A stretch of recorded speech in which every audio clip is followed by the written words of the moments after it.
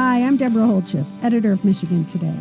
In this episode of Listen in Michigan, my guest is Lauren Schandevel, a senior in the Ford School of Public Policy, who uploaded a Google document titled Being Not Rich at U of M last year to aid low-income students seeking housing, jobs, and internships, not to mention cheap eats and free happy hours. Since creating the open access crowdsourced document last year, it has grown to more than 100 pages, just full of links, and hundreds of students, faculty, and alumni have contributed practical tips to surviving college on a low income, from how to buy or repair a laptop to managing debt, receiving food assistance, and finding affordable books. The college admissions scandal, splashed across the headlines of late, has focused on the nation's wealthy parents basically buying their kids' way into our elite institutions. But Lauren says the real admissions scandal is not about bribes and cheating, but about the ways in which wealth tips the scales in education from day one. As a low-income student herself, she decided to create some balance at U of M. She wanted to help other low-income students navigate this hidden curriculum of unwritten campus norms, values, and expectations. In a recent conversation piece, in fact, U of M Flint Chancellor Susan Borrego wrote that too often the literature about low-income students is deficit-based. That is, talking about what low-income students need to overcome. Instead, she noticed we should focus on the assets they deliver: critical consciousness, resilience, brilliance. I think after you listen to this episode, you'll agree that Lauren Schandevel delivered all of those assets and more at Michigan. Here's Lauren.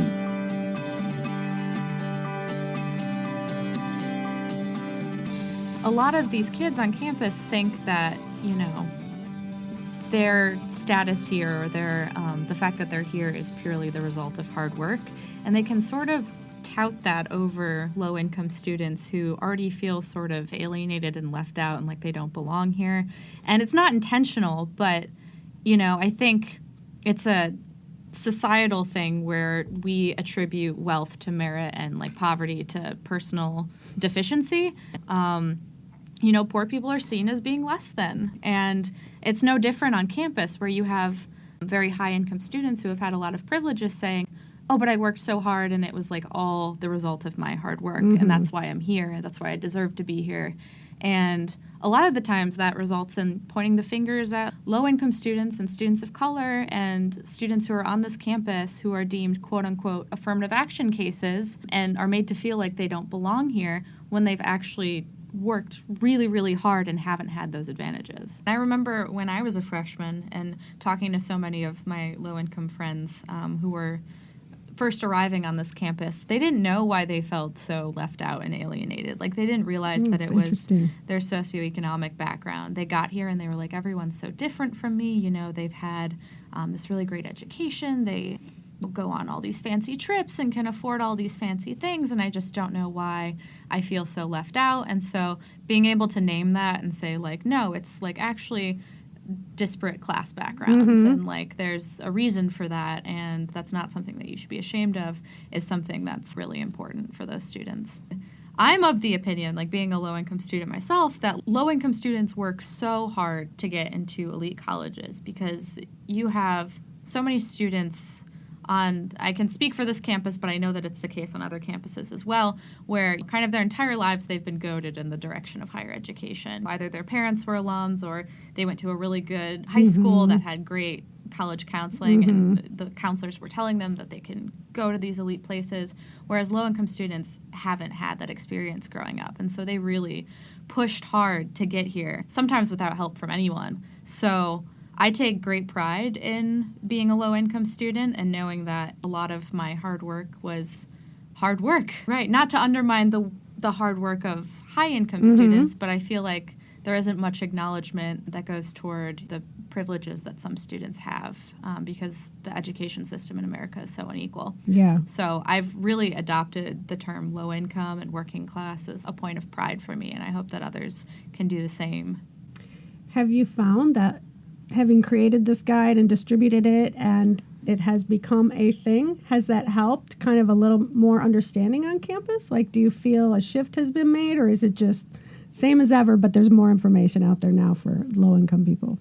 I definitely feel a shift. It started with the guide, and that's when more affordability issues started to be adopted by CSG. So I chair their affordability task force, and hopefully there will be a commission next year. There's been a lot of talk about affordability in general, but then there's also, and I don't know if you know about this other project that I helped get off the ground, but my friend and I helped create a minor in class and inequality studies in the women's studies department. Oh, congratulations. Yeah, thank Wow. you. It passed in January, and Good it's for you. like the first of its kind in the country, and so that's like Oh a my way for God. students to study social class in conjunction with race and gender and sexuality and really learn about how it impacts outcomes and get a better understanding about what social class is and how it may have affected them.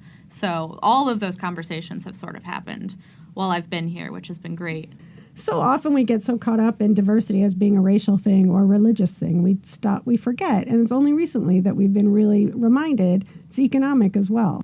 You know, two people who, you know, look the same or have similar like racial or ethnic backgrounds can still have very different experiences in the world because of their class background. And so I think, you know, adding that analysis to it lets people sort of figure out, you know, who they are and what their identity is and where they stand and what their position is in the world. And it can be very helpful. What possessed you to want, like, why don't you tell me a little bit about your backstory? I don't know a whole lot about it, if you want. Yeah, so I grew up in Warren, Michigan, which I don't know if you're a native Michigander. Yes, but, I am. Yeah, my college roommate was from Warren. Really? One of my Okay. besties, one of my besties ever. I have never met another person from Warren on this campus, and it is the third largest city in the state, which are is kidding. absurd. I've met so many Bloomfields and Birminghams and Grosse Points, but no Warrens. Yeah. Okay. So that's where I'm from, and neither of my parents have four-year degrees. My mom has an associate's in secretarial science, and my dad, you know, never went to college. So growing up was kind of tough because my dad was the only one with a job. My mom stayed home to take care of my brother and I, and we were living like pretty close to the poverty line. And I was in the Warrenwood school system for most of my K through 12 career up until my freshman year of high school, after which I begged my parents to let me transfer to a school about 20 minutes away in Oakland County, which is like a significantly wealthier county. And so for 3 years, I commuted to that school. There was a lot of socioeconomic and racial diversity there because it pulled from a lot of different communities. And in particular, there was like an upper middle class community that was that went to that school and did a lot of the AP classes and the extracurriculars and went to the good colleges. And so me not really understanding class dynamics, I immediately, you know, went to that school and entered all the AP classes, started doing extracurriculars without really thinking about how I'm different from my peers. And I made friends with a lot of people there, and I had a really great experience. But I think that's when I sort of started to have some class consciousness because I was like, why is this school so much better than the school that I transferred from, you know? Not just resource-wise, but also like in terms of people's attitude about the students. Like people genuinely believed that these students could accomplish great things, whereas at the school that I had transferred from, it was just like, oh, if you don't get into college, which if you do get into college, it like probably won't be a place like Michigan, but if you don't, then you'll go to trade school, or you'll go to community college, or you'll have kids, or you'll drop out, you know. That was sort of par for the course, but it was different there. And so it was also a feeder school to Michigan, so I followed about 30 of my peers for my graduating class here. And that's when all those class dynamics were sort of amplified. Well, what advice do you have for parents who would be sending their kids here? I would say just keep reminding them that they deserve to be here just as much as anyone else, especially in those moments where they feel like they don't belong or that this place wasn't built for them. Just keep being a support system for them. Well, and what's beautiful is that guide was built for them. Have you done any kind of informal market research, I guess, to see how people are using it and what they're getting out of it? I think there's this assumption that if we don't have money on campus, we're just not spending it wisely. And that's just not the case. A lot of low-income students work multiple jobs, or, you know, they live off campus, and so it's hard for them to commute over here, and it gets expensive. And so the huge debate in Ann Arbor is the affordable housing debate. There's a section in there that sort of rates landlords, which was pretty cool in a good way, because it's hard for students to figure out if a landlord is a good landlord, and you can only really know from word of mouth, and usually you're scrambling to find a place, and it's getting late in the semester, and you will take anything at that point. So until you have to buy 8 mouse traps for your kitchen, which I had to do last semester. You haven't lived as a college student. I think one thing people have really liked is not just the financial aspect of it, but also like the community aspect of it. And so there's a lot in there about how to make friends with other low-income students, or how to tell your friends that, you know, you can't go out to eat because, you know, you can't afford it, or like how to find mentors with professors who are also first gen. So we have a list of first generation low income professors in there too. And some professors have actually gone in and like added their names to it. So they're making themselves a resource. Yeah. So that's been really nice, is that sense of community as well. I scanned it quickly myself, but I was so impressed by like all the tips about jobs and internships and scholarships and all the resources that you make available to people is really so valuable. Oh, it wasn't just me, you know, because of the nature of a crowdsourced document, like so many people contributed. I started with the outline, I wrote the introduction and like some parts of the housing or job section, but like all of it was just like the knowledge of other people, which is probably the most incredible thing. It's like not only students but alumni, and we've had faculty and administrators go in there, but also community members, people not affiliated with the university in any way.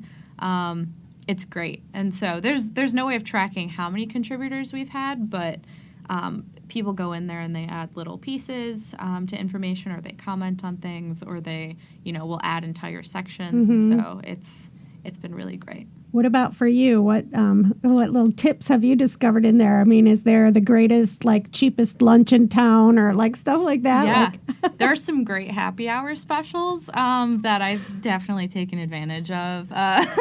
So that's been great. Do you ever hear from maybe older people like myself who would say, it's so different now? Like, man, you guys got it bad. You know what I mean? Like, I don't know.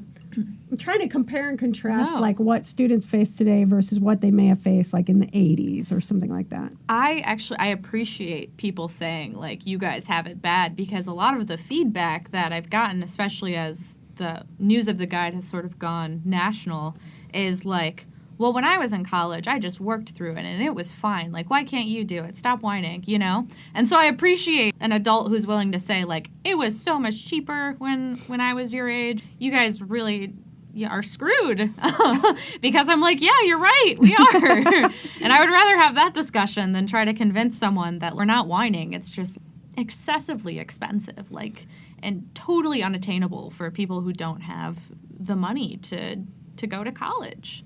It takes all the meritocracy out of it, because, you know, right. You deserve to be here and yet you can't afford it. So right. It's just bull. And I think a lot of the time, the thing with this college admission scam is that it's so absurd and sensationalized that people are actually paying attention to it. But in a lot of cases, parents do this in totally legal ways. And their kids aren't dumb. They've worked really hard and gotten good scores, and they didn't have to like forge their essays or their applications to get into these schools. But they've had a leg up in a lot of ways, and I feel like that's the part of it that we're not really acknowledging, is like, you know, what are the legal ways and like not absurd ways that we can get these like moderately smart, really wealthy students into college and get away with it. The meritocracy thing begins before college. I feel like people, when they're talking about student debt, they sort of center that in this college debate about equity in higher ed, but it's really like it starts in K through 12 when like automatically, if you can afford private school, you're getting a better education most of the time. If you go to public school and you live in a wealthy area, your school's going to be better funded because those funds come from local taxes, which are higher in your area. So poor students are automatically set up to fail, and then there are all these other resources that you can buy for your kids to help them get into college that are completely Tutors legal. And prep, right. Yeah, all that stuff, test prep and everything, yeah. So that's like, college debt is absolutely ridiculous, and like college should be free, in my opinion, or at least very, very cheap. But I think one of the biggest crimes that we can implicate this country with is the fact that it is setting its students up to fail from the beginning, like from birth.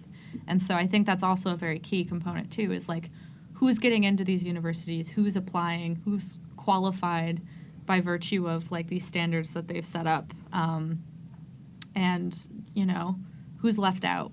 And I don't want to generalize about low-income students, but a lot of them that I know, and myself included, like, did not have parents hovering over us to do things for us because those parents were at work, or they didn't know how to guide us through the application process or help us register for classes. And so it seems really daunting. I remember when my parents dropped me off at college, they were more scared than I was because they had just never, been to a place like this before. They had never been to a university, and so it wasn't something that they could really conceptualize. Like, I wish I would have had a document like that my freshman year, which, like, people have come up to me and said, like, I wish I had that when I was in college.